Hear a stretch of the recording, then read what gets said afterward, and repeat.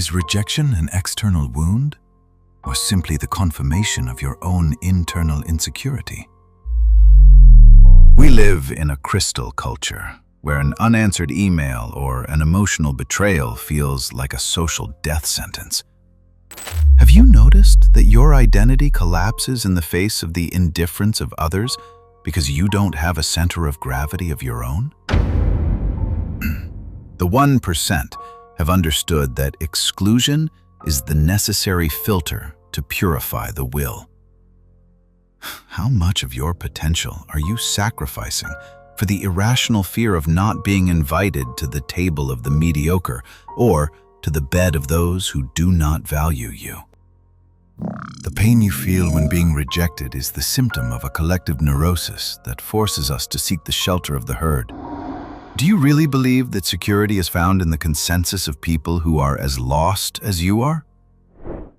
In any sphere of power, whether in the office or in the privacy of your home, the search for approval is the poison that kills dignity and authenticity. How many times have you kept quiet about your truth or accepted crumbs of affection to avoid the risk of being the outcast or the lonely one?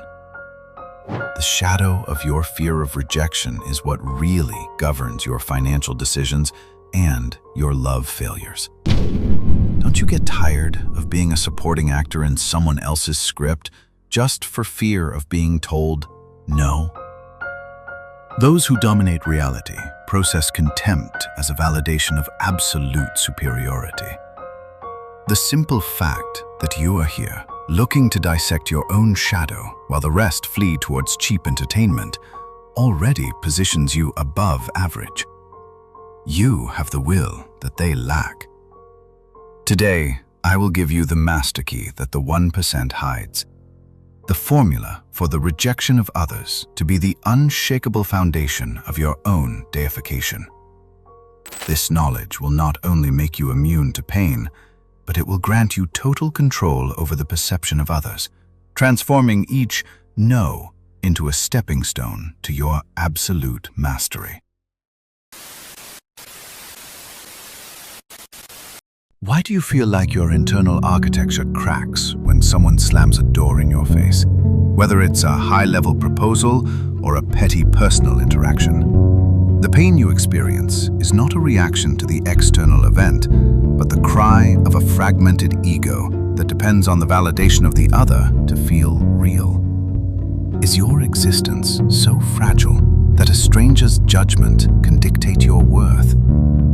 You're rejected for the job you thought you deserved, and you feel like your career has been a sham. You're ignored in a message, and your mind starts fabricating stories of inadequacy. Rejection is the final judgment of the ego that has not integrated its shadow. If your psychic structure were a monolith of self-knowledge, the other's refusal would be only a statistical fact, never a wound. From Jung's point of view, this suffering is proof that you have placed your center of gravity in the person or social mask. By not receiving the nourishment of approval, the ego goes into a neurotic starvation that causes you to beg for attention. The 1% understands that this piercing emptiness is not a tragedy, but the necessary space for the true self to be born, the one that is totally independent of the noise of the mass. How much longer are you going to allow the no of people who don't even know themselves to define the limit of your ambitions? Every time you recoil from content, you are castrating your will to power in favor of an illusory security that will never come. The fear of rejection is the leash with which the mediocre walk the cowards. Freedom is not found in success, but in absolute indifference to the refusal of others. When the 1% receive a direct impact against their public image, they do not seek to repair the mask. Look at the broken pieces to understand what part of them was still tied to outside opinion. This process of mental alchemy transforms the poison of exclusion into the gold of autonomy. Only when you die to the desire to be accepted are you born to the possibility of being truly respected and feared for your unwavering inner solidity.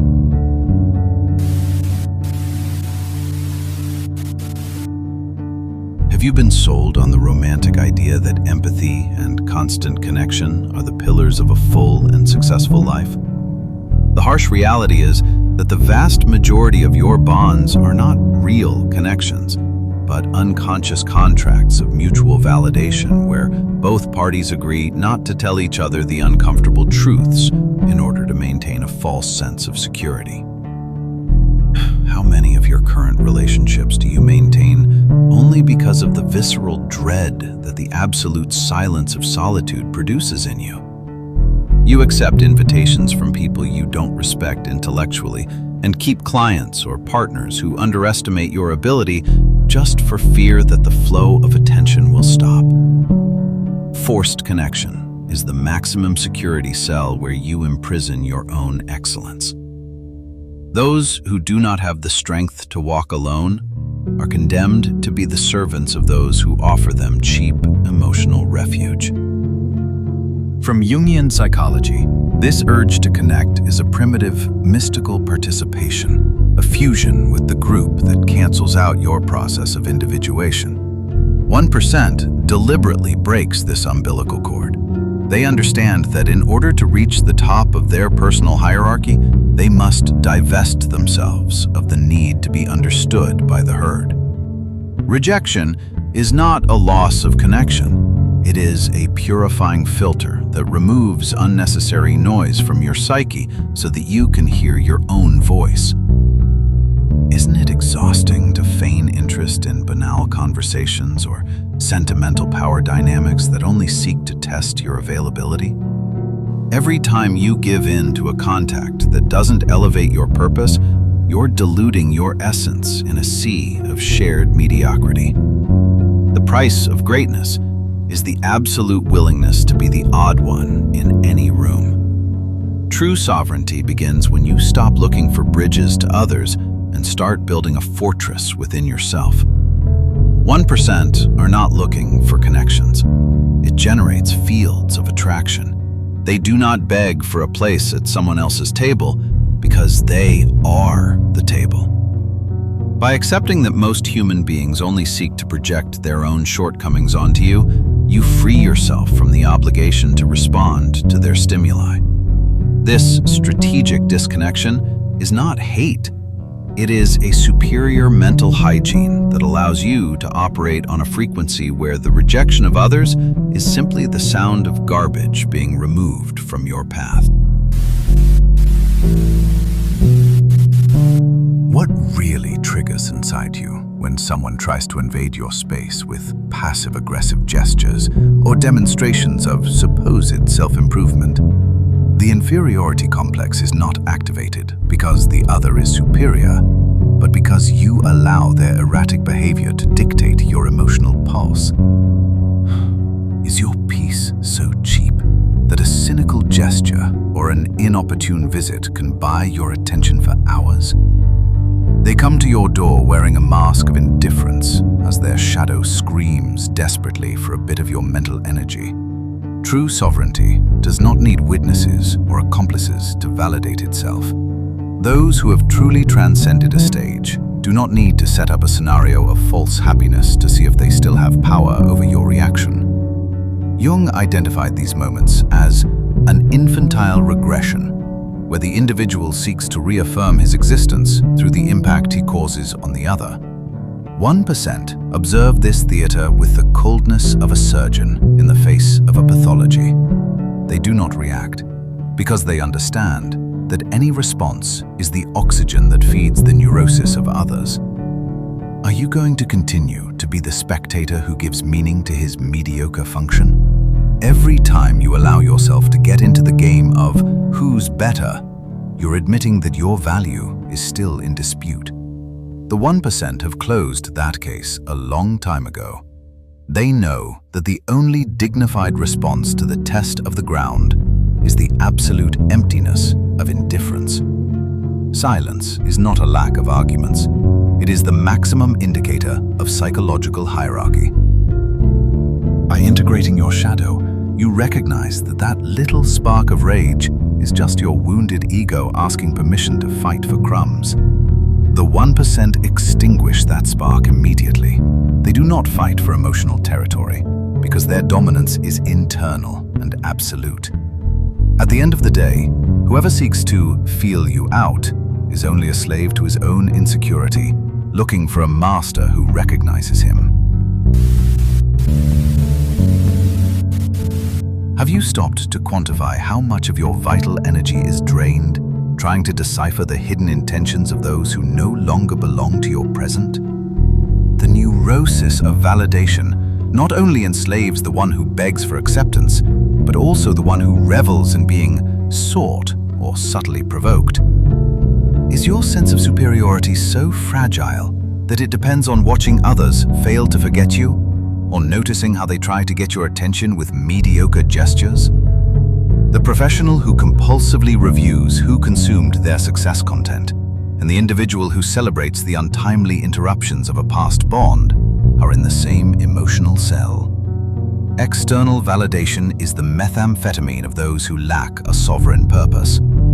If your life mission were vast enough, the noise of cheap taunts and ground trials would simply be inaudible to your psyche.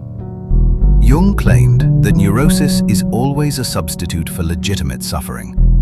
Rather than facing the alchemical pain of ultimate separation and the construction of a new self, the psyche prefers the infinite loop of hints and residual power plays. 1% cut off this supply surgically.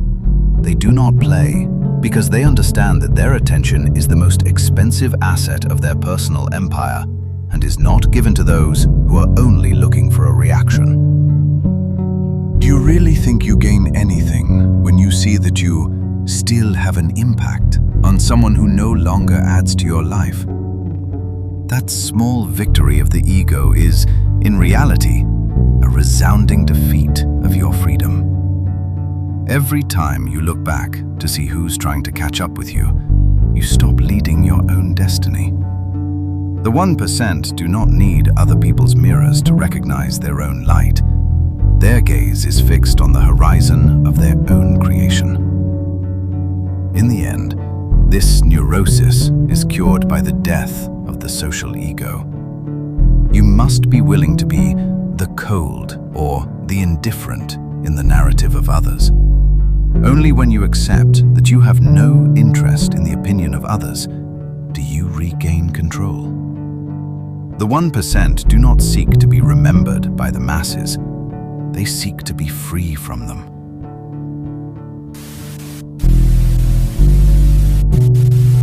Are you willing to admit that a part of you enjoys the power play that comes after a rejection or a provocation?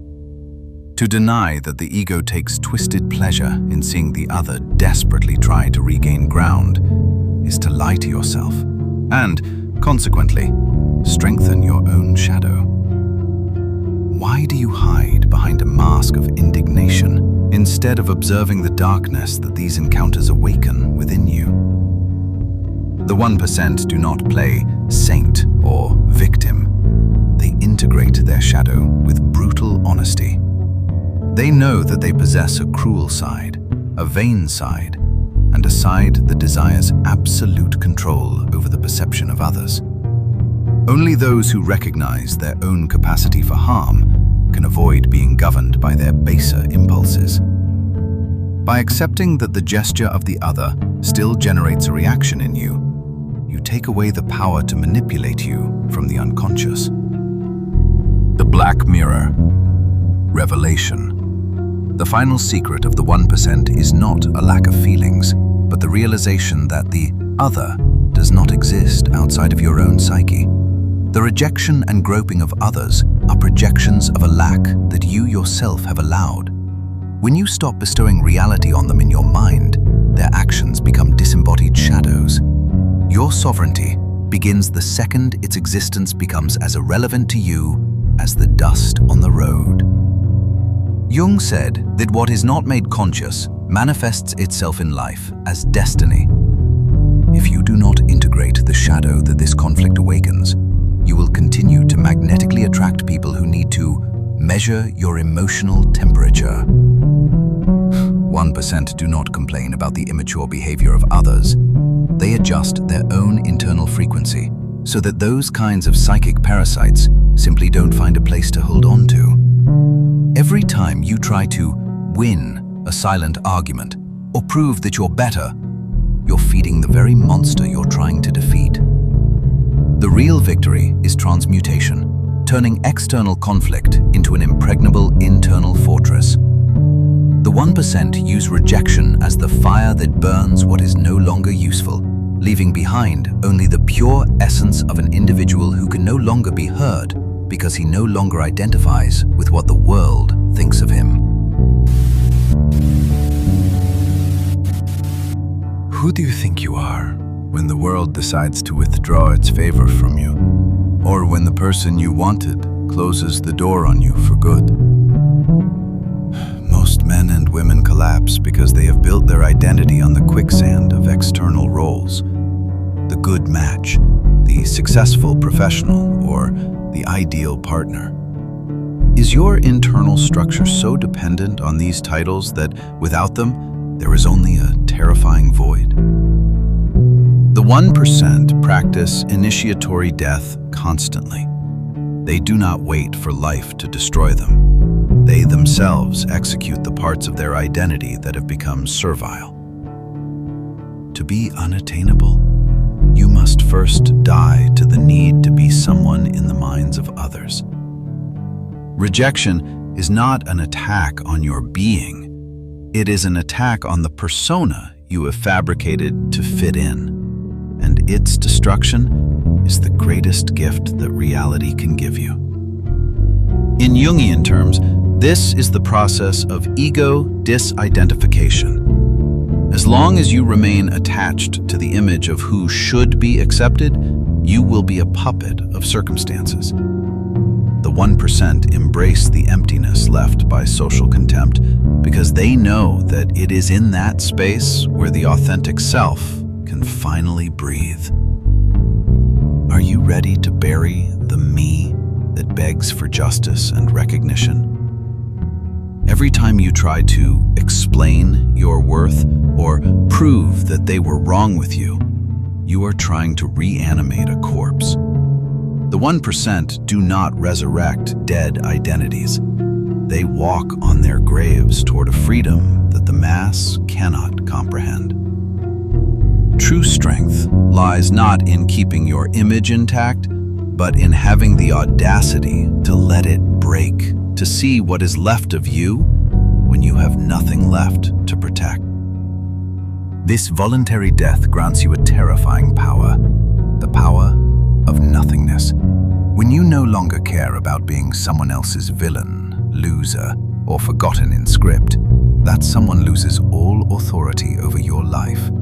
Only he who has died to the approval of the world can at last govern it. Rejection is the executioner who cuts the strings of your emotional bondage. Let the leaf fall once and for all.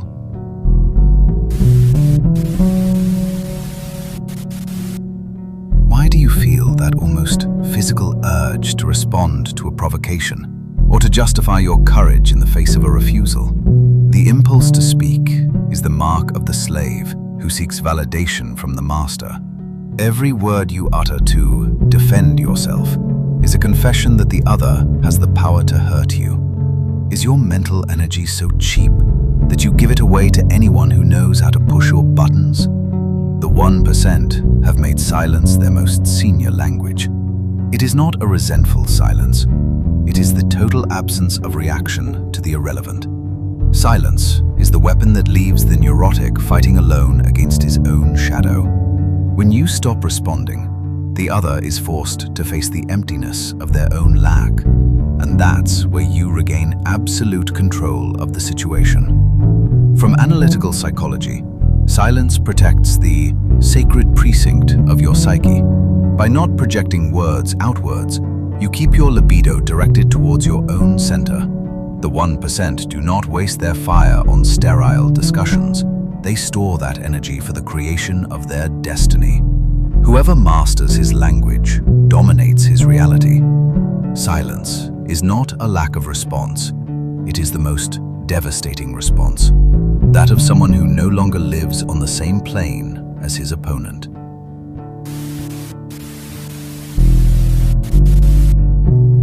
What would happen to your security if you decided today that nothing you own or those around you is indispensable to your existence?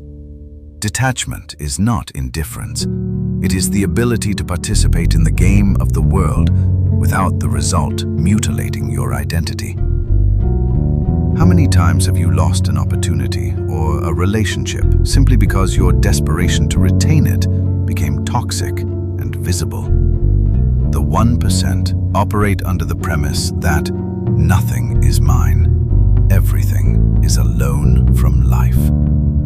By eliminating the sense of ownership over people and circumstances, they also eliminate the fear of rejection.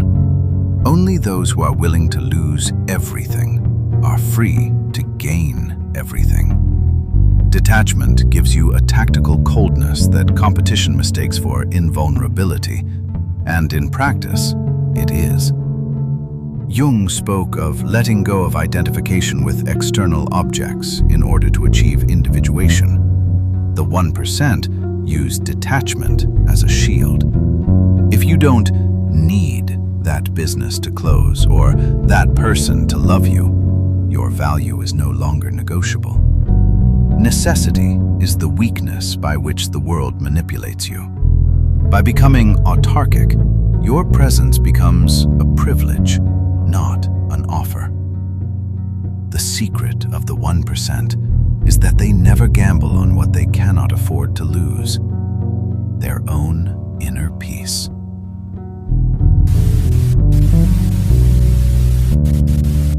What will you do with the scars that contempt has left in your history? While the masses hide them with shame, the 1% exhibit them as the foundations of their personal architecture. The wound is not a tragedy. It's the portal to a version of you that comfort would never have allowed to be born. Rejection is the raw material of an unbreakable will. In the modern world, he observes the entrepreneur who is humiliated by investors, or the individual who is ignored by his social circle. While the mediocre sinks into self-pity, the 1% use that no as fuel to perfect their offer or their character until they become irreplaceable. The most solid empires are built with the stones that others threw at you to try to bring you down. From Jung's view, this is the climax of individuation, turning poison into psychic gold. By ceasing to seek permission to exist, your sovereignty becomes absolute. You have learned that the secret is not to avoid rejection, but to be so immense that the refusal of others is irrelevant. Rejection is no longer your enemy. It is your baptism of freedom. You've woken up. Don't beg for a place at a table that is already too small for you again.